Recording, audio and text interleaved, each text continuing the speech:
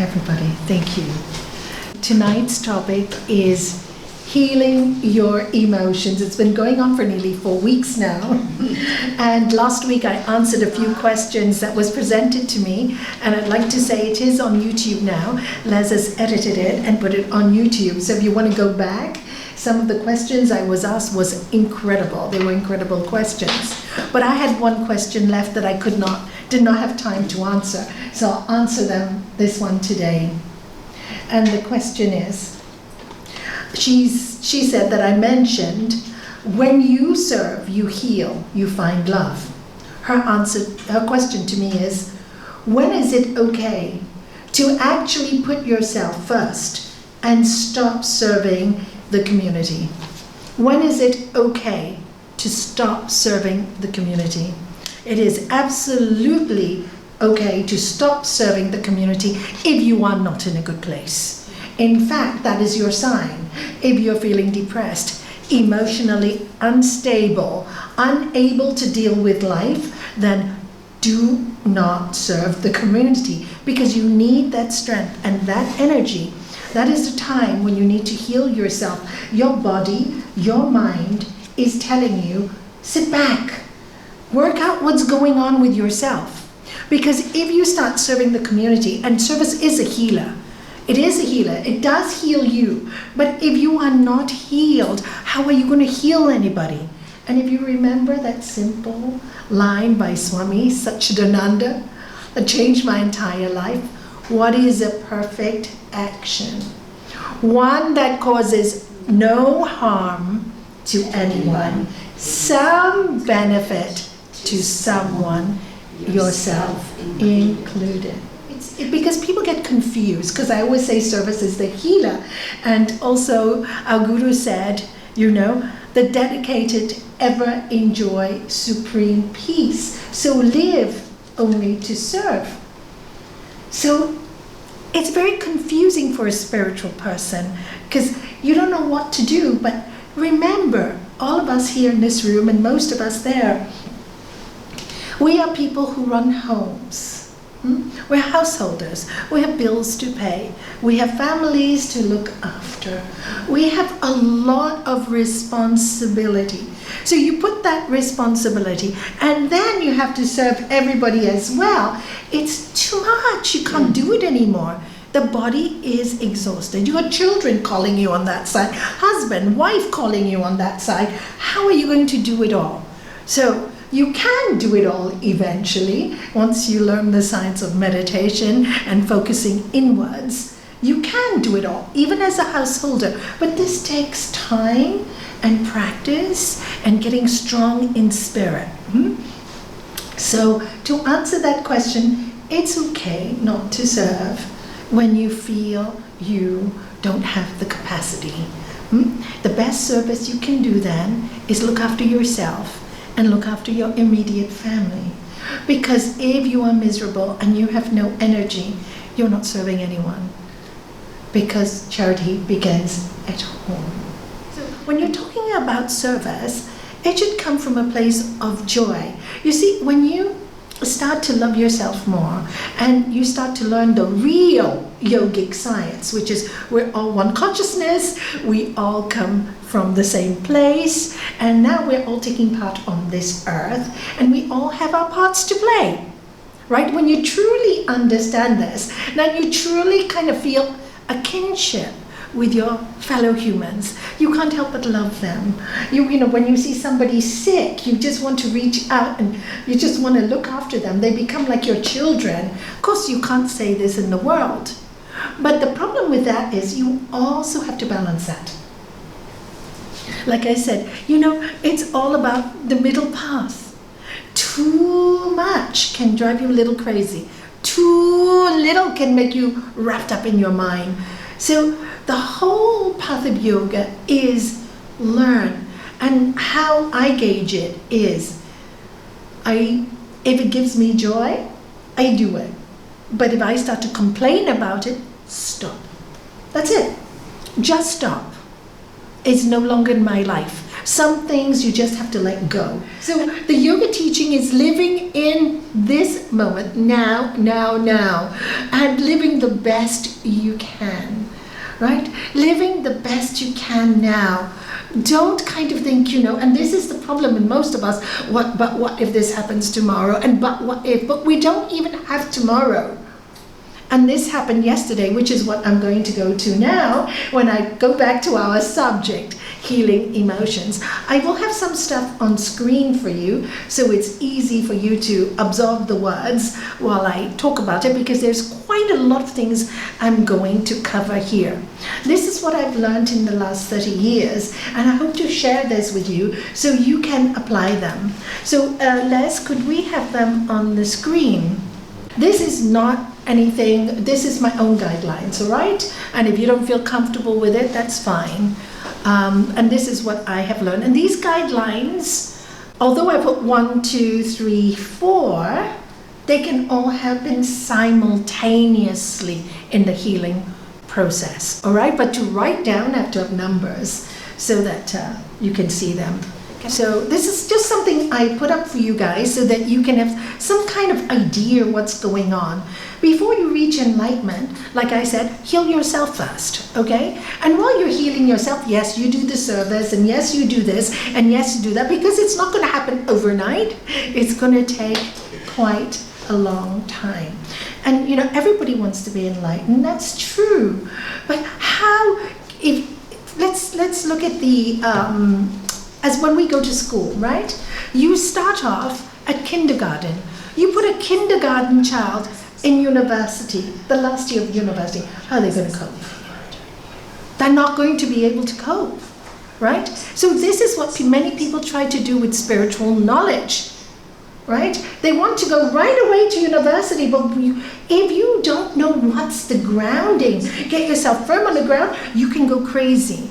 And this is why, when I first started teaching yoga, the Catholics priests used to get really worried for their students, and they used to tell their students, oh, don't do this meditation, it's dangerous. And then when I studied the science, I realized why. It's not dangerous. It's dangerous when you don't have the grounding in any tradition, not only in the yogic tradition, in any tradition. If you start to get your Holy Spirit or Kundalini, we call it, same thing, moving, and you're not ready for it, you have lots of problems in your life, it can cause a dysfunction in your mind, all right? So this is why I'm so fussy about do good, be good, and then everything else will work, Sometimes the teaching is so simple. The first thing you do when somebody is coming to you and they're getting extremely emotional, right? They're getting nervous, they've got anxiety, they've got fear, they've got, or they're high as a kite, whatever it is. The first thing you do is you sit them down and you get them to face what they're experiencing, all right? Don't try and not let them face it. They need to look at themselves first, because now it's always, when they come to you or they come for therapy, they're always outwards, right? Blaming everybody else. But we need to now guide them into how they feel. So what do? As soon as they walk into your room, the first thing you do is get them to sit down and do what I did with you today. Take a deep breath. If they're not into spirituality, don't chant. Okay? Just let them to take a few deep breaths and get them to stay a little quiet. And then you start talking. And then the first thing you ask them to do, you ask them, is you say, what's causing this emotion? Do you know? Do you know what's causing this? And what are you feeling? Oh, Nalanie, I'm feeling so angry. Oh, I'm feeling so insecure because with this COVID, I don't know if I have a job. Will I have money tomorrow? Okay, so you're fearful about the future. Is that correct? Yes, I'm fearful about the future. Fine. Have you got a job right now? Mostly it's yes. If it isn't, we use another question, all right? So let's talk about the yes first. Okay, you've got a job right now. Are you okay right now? Take a deep breath. Take a deep breath. Answer me. Are you okay right now? Face the problem. You're fearing the future. The future's not here yet, is it? it's not here yet. Okay, so now this is making you very anxious and you can't sleep at night. Is that true? Yes, yes, yes. Okay, so we're going to teach you today how to get in touch with your fear and get to accept it. I'm going to teach you to breathe through it. Is that okay? So then you start to let them breathe through it. Now, normally, the underlying fear, here I go, has a deeper basis.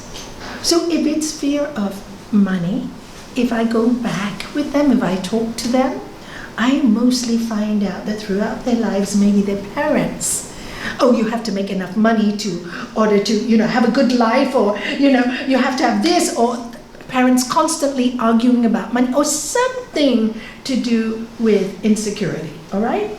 So I get them to talk to me a little bit. So the moment they start dealing with this pain, this fear, what's the first thing that's going to happen? They cry. That's a great sign. That is a wonderful sign because they're touching their pain, all right? You have to touch it to release it. Now, which sutra is this? For those who've done who's done the sutras? Is it because you're accepting and you're adjusting and then you're putting tapas? Yes, accepting pain for purification. Okay? So when at that point, of course they're crying, of course they're fearful, of course they're cut off. And people who come to see me are spiritual. They won't come to see me otherwise nowadays. They'll see a psychotherapist before they used to, but now people are really spiritual will come to see me, all right? And they feel like they're a victim. They feel like God is punishing them, or their version of God, or the universe, or whatever it is that is punishing them. But they definitely feel like a victim. And they ask these kind of questions. Why me? What if? And then I'll tell them, you take a deep breath and relax. The thing will be, I cannot. I cannot. And so I teach them, why not? Smile at me. I make them smile. I talk to them, make them say, can you smile? And then they finally smile. Once they have that breakthrough, then they start to trust you. All right? Once they start to trust, they can see, they can smile again. If they can smile again, they can get through this. Do you see? It's very simple philosophy. Get their bodies to move. So I also do it, which is not here. I normally get them to put up their arms like that, and you can all try it with me. Inhale. And just put up your arms and lift your head up and say, I love my life, okay? I love my life. And just doing that will make them laugh. And then they'll say, I don't believe it. But they'll laugh. They'll laugh. Or they'll smile each time. And then, but Nalanie, I don't say, there is the but word, look. Do you want to heal? Do you want to get better? Yes, I do. I'm so sorry to tell you, we have to watch the but, the what if. Just watch those words, because that's what's stopping you. Because that's the doubts, right? You don't believe. If you don't believe, you can't do it. But please understand, and this is what I tell them, I cannot heal you. You'll feel very good after leaving today, and that gives them a little push. But after 5 days, you're going to come back to square one. So I'm going to give you a lot of work, okay? First thing, do you realize that you feel you are a victim? That in itself takes time for them to realize, okay? And the reason why they have all this fear, all this anxiety, is because they really feel like they're a victim. So if you feel like you're a victim in life, can you find peace? Can you find divine connection? You can't, you're blocked, right? We talked about the chakras, right? If your chakras are blocked, it doesn't work. You can't touch the highest chakra. You are blocked, you cannot connect with the divine. So you can meditate all you want, and if you feel this fear, you're not going to trust, okay? You're not going to believe, and you're not going to get well. So you have to you start to talk to the person who feels like a victim, and you get them to watch themselves. Okay? Why me? Why not? And the reality I tell them is, And I ask them this question. Do you know anybody in this world who has not suffered? Guess what the answer will be? Everybody has, right? Everybody. You feel you're not the only one now. Do you know how many people like you are worried about the future? Don't worry. Worst comes to worst, come to sis. We'll give you a plate of food. We'll buy you vegetables. Worst comes to worst. And that's not going to happen. But if you get a plate of food, is a plate of food okay for you, enough for you? Oh, but what about the bread? And they will start rambling. It's fine, let them. For the first few sessions, let them, because it takes a little while for the psyche to understand that there's a depth in them, okay? Another thing you will notice in the first stage is that they will constantly be reverting to the past. But you don't know what happened to my friend, or you don't know what happened to me a few years ago, but you don't know. So here in the first part of the problem, I put cause for emotion. For those who've done the Raj Yoga course, you will understand. And those who haven't, Sri Patanjali tells us that there are two types of thoughts in our mind in Sutra 5. He says they're either painful thoughts, painless. What causes these thoughts? Right knowledge. How can right knowledge confuse the mind? Yes, it can. Let's say you believe in the 10 commandments, okay? And you believe in yama niyama, do good, be good. Okay. Somebody comes along and breaks this rule. They come to you for help. Or they come in your family. Somebody in your family does something wrong. Let's say they have an affair or whatever it is. How can you do this to me? You see, I am right, you are wrong because you know da da da da da da. And point. They will not look at themselves and say, why did my partner have an affair? I must have contributed something. They won't see that because their morals are great. It's great. They're right. I'm not saying they're not right, but because they're so into right knowledge, they do not offer forgiveness. They do not offer compassion. They do not offer understanding. And in many cases that I've seen, when they do and they have realized that it takes two hands to clap, many situations have been repaired. I'm not saying all right? Sometimes they're right to leave. But in many situations, and when you hear it from both sides, they're both crying out for love and they're both not listening to each other. They're just not hearing each other. And many times I've had them in my office, sitting opposite, husband and wife, but she never listens to me. No, he never listens to me, but she hasn't heard what I said. I said, stop right there. Do you see what you're telling me? You're both saying the same things, but you're not. What is the secret? Listening. So you have to listen to your emotions, all right? You have to know what's coming up. They have to face themselves. And I said, forget about your partner. Forget about everything. You asked me to heal you. Your partner's not here. You are here. So I'm here to help you. You are here to help you. So how can you help yourself being happier? Because being so miserable is not going to bring anybody back. All right? You got to fix yourself. Let's fix yourself. So this is how we deal with it. Then I tell them, okay, I know this has happened in the past. And of course, Sri Patanjali talks about, like I said, the mental modification. Second one is misconception, right? Right knowledge can get you wrong. Misconception. Somebody tells you something may not be based on the truth. The third one is verbal delusion. Gossip, rumors. Many times people come to me upset because of rumors and not based on reality. They've heard something that, today social media is the biggest problem of all. Facebook. Do you know how many people I have seen that have gone into deep, deep depression because of Facebook? Oh, they wrote this. Oh, I did not get enough hits on YouTube. Nobody saw my video. And I'm not good enough. Oh my goodness, who cares, you know? Oh, so much trauma. So be aware of this. Be aware of the mind going out. You know, why are you doing it? For everybody to see that you're on Facebook, and we're on Facebook right now. I'm not doing it because of that. Anna thinks I should be on Facebook, and so does Les. But me, I'm quite happy just living a simple life, right? So, but thank you. They think it helped people, so hopefully it does. And if it doesn't matter.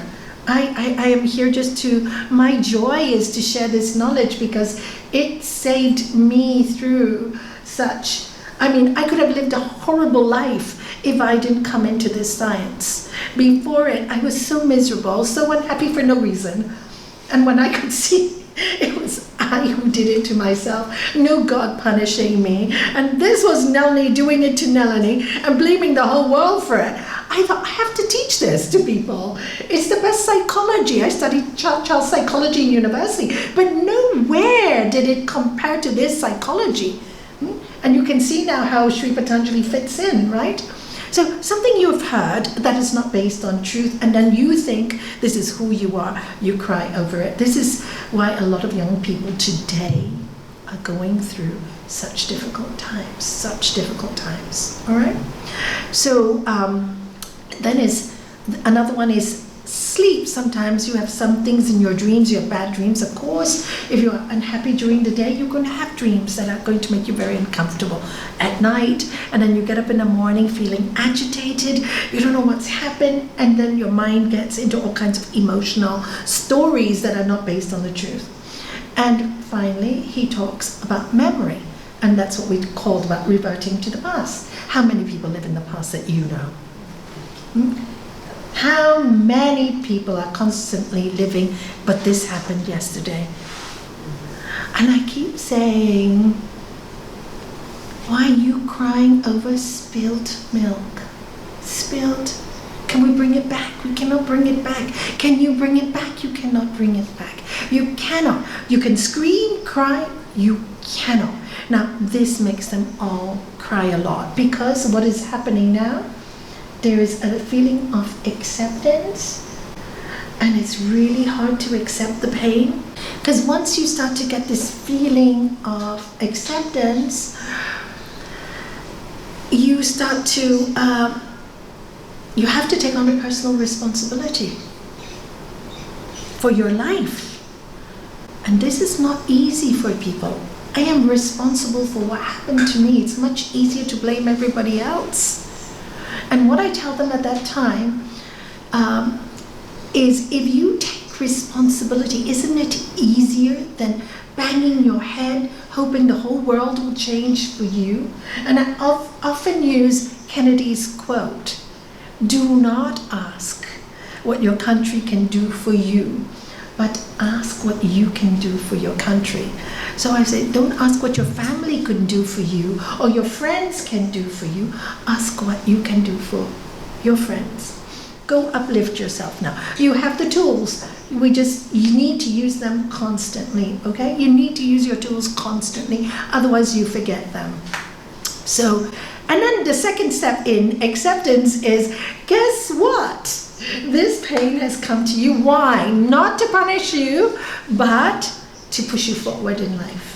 And this I can promise you. I can really promise you this after 30 years of watching these people practice for month after month after month, year after year, is when they know the pain that came to them was to teach them, they really do move forward in life. They become incredible human beings. I mean, I've known you've lost a husband, you're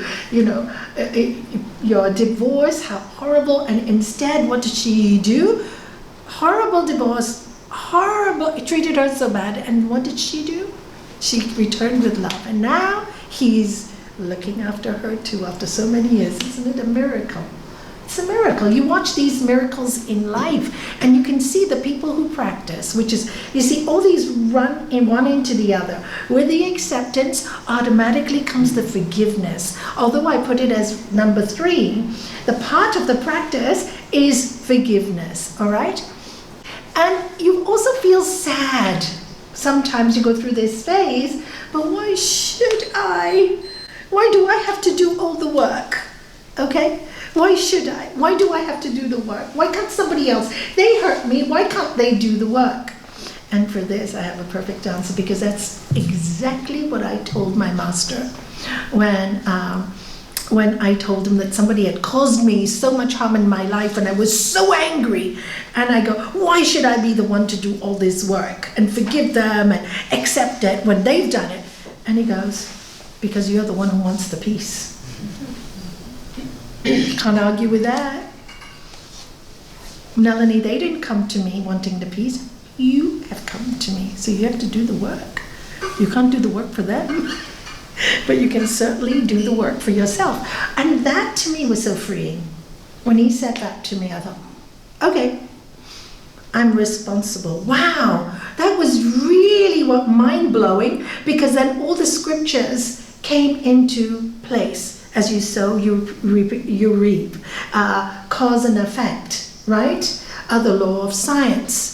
Everything made sense to me. And then suddenly I saw that nobody was causing my pain. Nobody was causing anything but me. And there was this incredible force, which we call the divine, or whatever you want to call it, that lived within me. The moment I accepted this, the fight of why should I dropped. And this is the natural thing that happens when you accept responsibility. But when that happens, you also feel a little sad, because you know you have to work really hard and you have to fix yourself, and that's sometimes really hard work and quite scary to face your own self, and also quite frightening, because what you believed you did well, and you look back at your life and you realize, no, I wasn't always right. I wasn't always right.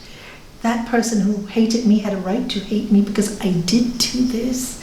You acknowledge things that you don't like to acknowledge. I also had a part in it. It's not one-sided. And in this phase, I kept using the statement when I was going through it.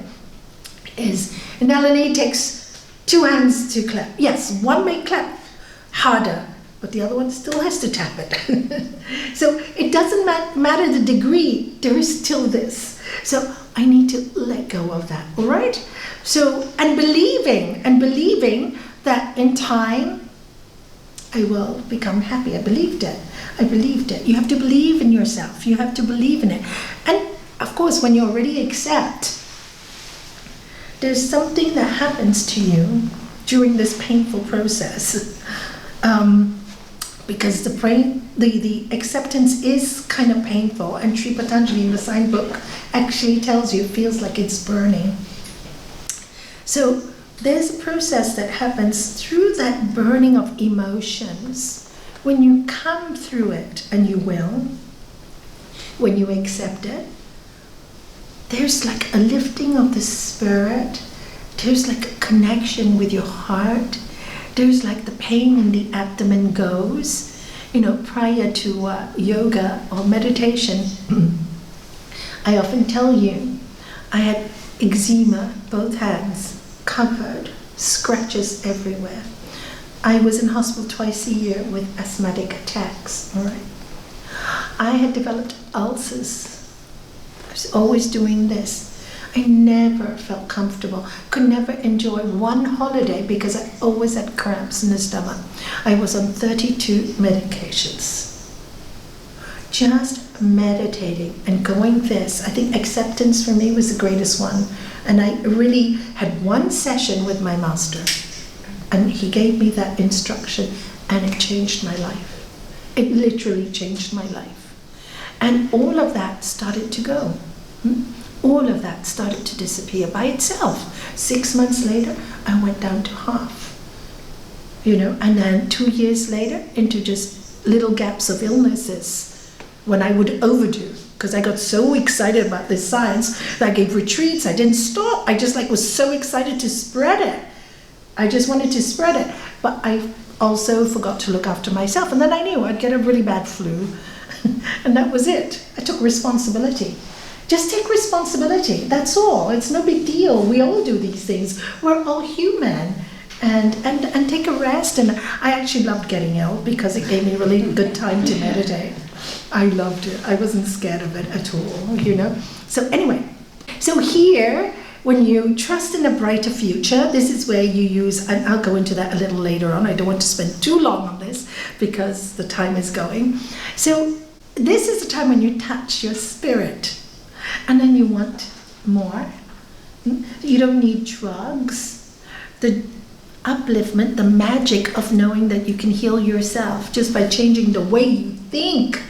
Just by changing the way you think becomes the best medicine in the world for you. So then this is my phase where I started to, I was gobbling spiritual, studying a lot on myself about spirit, reading all the books of the great masters, you know, Swami Rama, Swami Satchidananda, Paramahansa Yogananda, Rama Krishna, everything. But I went straight to the masters because I wanted to get there. And through all of them, Lord Jesus, Buddha, through all of them, I saw one resounding message. And guess what that resounding message was in all that I studied?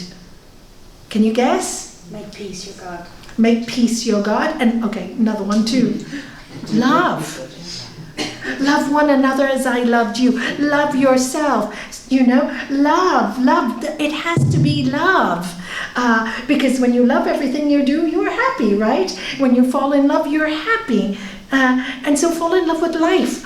And why? Because the divine's in you, and that divine is what connects you. That love is what connects you. So you don't have to fall in love with a person. You can fall in love with a tree, can't you? It's quite beautiful to fall in love with a tree, right? And you don't have to do it, get there and doing crazy things. Just ordinary, beautiful things. It's so simple. Go to the sea, listen to the sound of the waves, all right? So this is the next one. Then you want to spend time in contemplation, what we call in the yoga science, dharana. Okay, these are for those who've studied the Raja Yoga Sutras. For the rest of you, I've made it in very simple language. Then let's go down to forgiveness. How do you forgive? We use a couple of tools here. One is Pratipaksha Bhavana, which is replacing a negative thought with a positive one. So you're angry at somebody today, right? Okay, you don't like that person's horrible. So you try to think of all the good things you can about that person. And if you really can't, when that person comes to your mind, think about something really funny, so opposite to that person, so that they don't hold your mind. Okay? If you can, see the good about them. If you can't, go to something beautiful. Whenever they come up, think of something that makes you laugh. Laughter is the best medicine, all right? So I always say, think of a comedy scene. And can I tell you a quick story here? Once when I was giving a retreat away, and there was a gentleman in the retreat, and he'd been meditating for 10 or 15 years. So anyway, I was talking about this, using something funny. Now this gentleman was very serious. So I said, for example, what can I think of that's really funny? What makes me laugh? And at that time I was watching The Big Bang Theory. Any of you watched it? Okay, just a comedy, right? And I remember seeing Sheldon going, penny, penny, penny, because it's so repeated. It just, something that made me laugh. Doesn't have to make everybody laugh, but made me laugh. So I mentioned that. So anyway, then we did a meditation, and then afterwards he said, Nalanie, in the 10 years of meditation, this is the first time I felt joy. I felt joy. I said, why? And he said to me, I'm always too serious. When I sit to meditate, I want enlightenment. I want this. I want that. And so I'm stressed out. He told me I'm stressed out meditating. But he said, I laughed. He said, because I watched The Big Bang Theory and it's one of my favorite comedies. So I didn't know I was going to say that. I told him I didn't know. And he said, when he thought that scene, he just relaxed. And because he had already practiced 10 years, guess what happened? He went into a very deep meditation. So it just had to be happy with it, right? So this is what the masters say. If you fill your practice with love, bhakti, it's a quick way to get that connection. They all talk about bhakti yoga, which is the yoga of love. It's a quick way. But we are human beings, we have so many excuses, not to be in bhakti, not to be in love. Just because people don't love us, it doesn't mean we can't love ourselves and the world around us.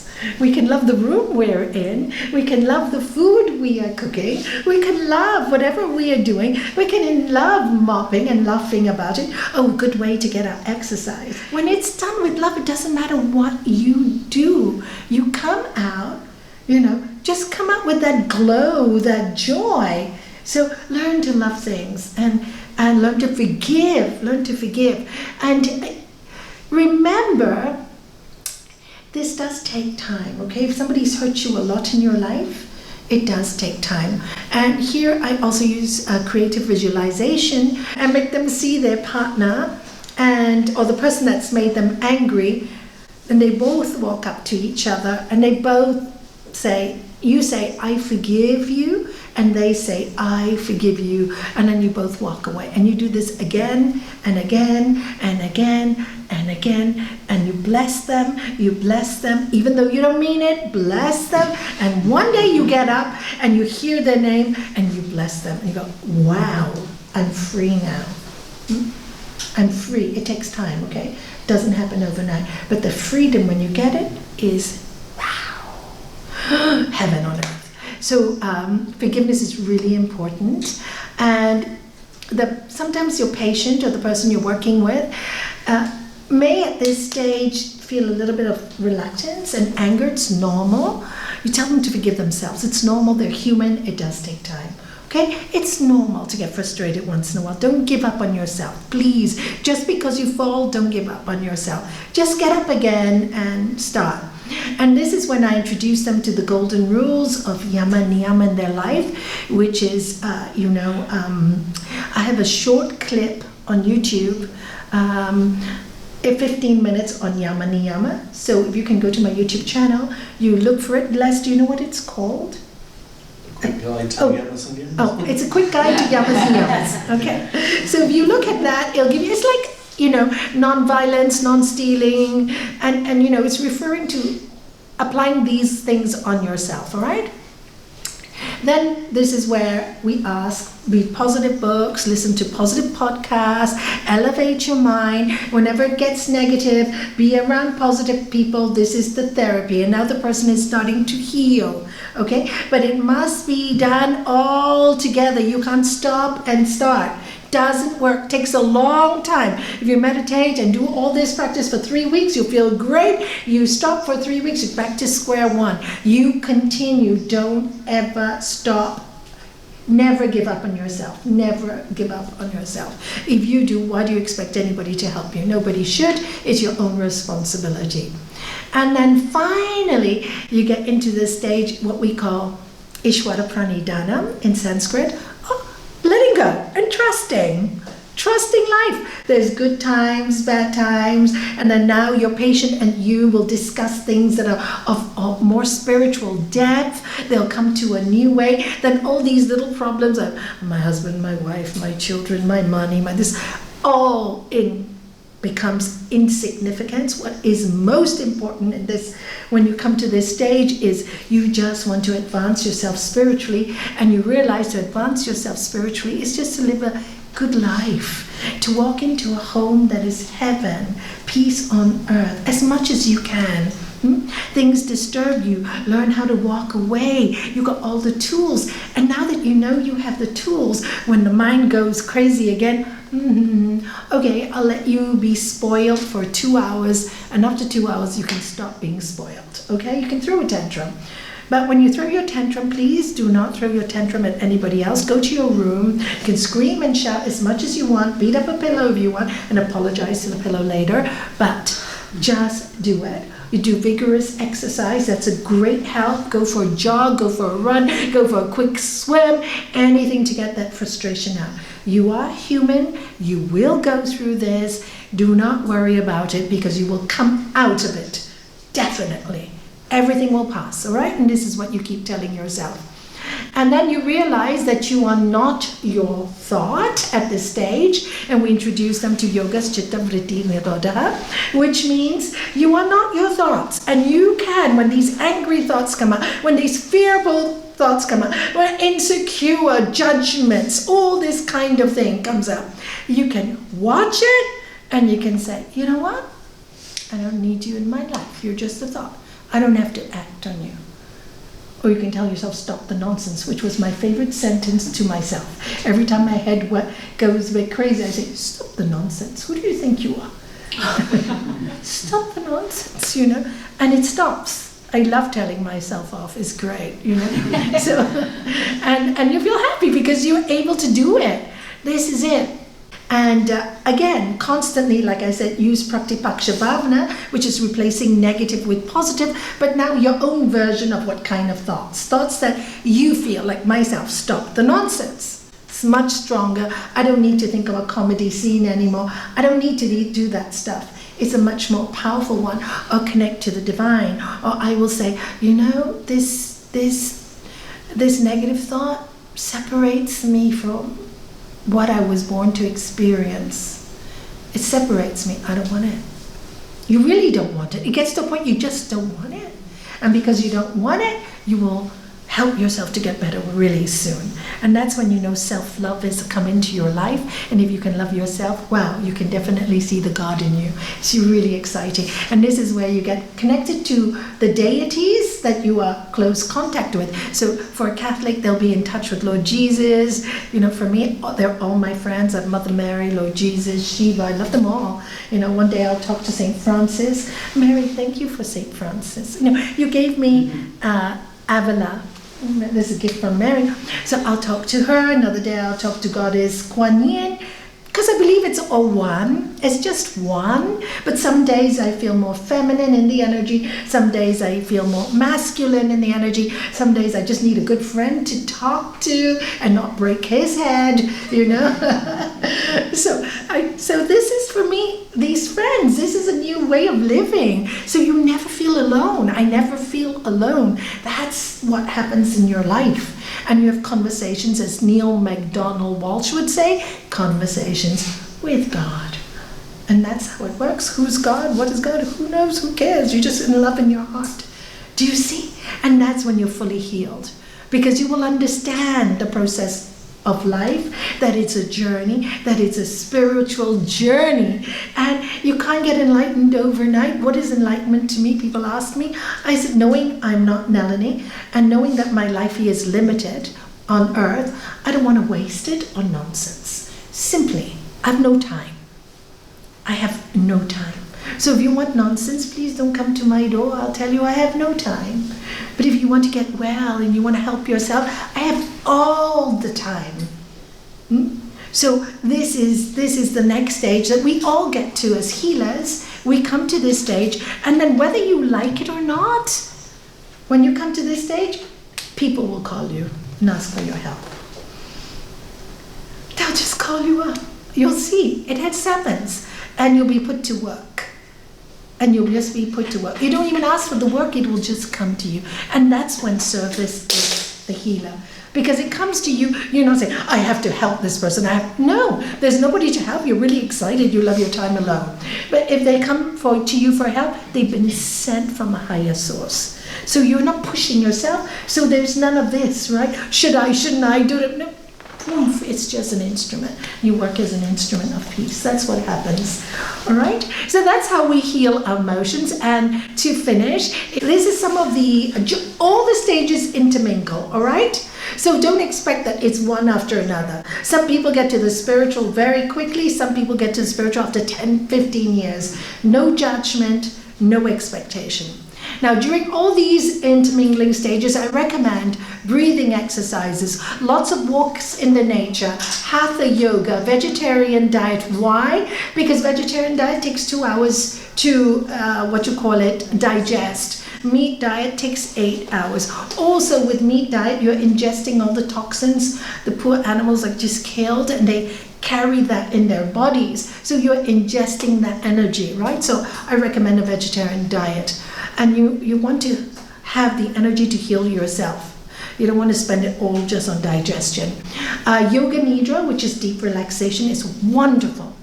That is one of the most powerful healing tools. Most powerful. So for those of you who are going through emotional problems, Please do yoga nidra every day. Every day. I promise you, you do yoga nidra every day for 2 weeks, your whole life will change. All right? And you just have to do it every day. Sing a lot, dance a lot, be happy, put music on, dance with your husband, your children, your wives, your family, be happy. Art create, my master always say, he and art makes your heart. When you create something, anything you like to create, a program on the internet, or you want to bake, or you want to paint, or any kind of creation, even clean your car to make it look sparkling, it's a creation, whatever. Just do something to make yourself feel useful to yourself. And if you feel lonely, join a club. Make friends. You need friends. Friends are great to have. You don't need a lot. You need even just one true friend is good enough. Take up a new hobby. Study something new. Read uplifting and spiritual books. And then, of course, the highest stages of all, prayer. What is prayer? But strong, powerful thoughts. They're powerful thoughts. And here it says, prayers are invisible, but make impossible things possible. When you pray, you have a thought. Help. Bless. Bless my friend. He was such a good person. Bless. It's a thought. Your friend will be blessed because the thought is blessing. The energy is blessing. Think negative and your friend will get the negative. So powerful, positive thoughts continuously. So use a mantra. Contemplation and finally meditation. All right? So, I finished it. I'm sorry. I just wanted to give you enough material to work on. So you see, we heal from outwards going inwards. Most people today, when they talk about spirit, they want to just inwards first. It doesn't work that way. Unfortunately, we have a body. Yes, some people can do it, but not a lot. So it puts a lot of stress when they can't. They think they're not good enough. And I just, it's a life's journey. My master always used to say, just start. You don't do it this life, next life will be better and better and better and better. The Bhagavad Gita says, he tells Arjuna, who's a warrior, he says, what if I practice all this in this life, and when I die, I haven't reached the goal of enlightenment? Don't worry. Next lifetime, you'll come back to a very spiritual family, or you'll come back to a family that can afford to, give you the education, you need to continue your journey. So look at all of you in this room and look at all of you in Zoom. What did you do in your previous lifetime that brings you back here? Many good things. You're just continuing your journey. Many good things. And when you know that, and when you know you're continuing your journey, it really uplifts you. That's nothing to fear. And then you don't want to cause harm. You get it? You don't want to. When you hear yourself thinking a negative thought, I don't like, whoops, stop it there. Stop it there. Oh my God. Tirikural. That book, it says, a word is like a bird. Once spoken, it's out there. You can never bring it back. You can never bring it back. So watch your words, watch your actions, watch your deeds. And that's all we can do. And then the emotions will all stabilize.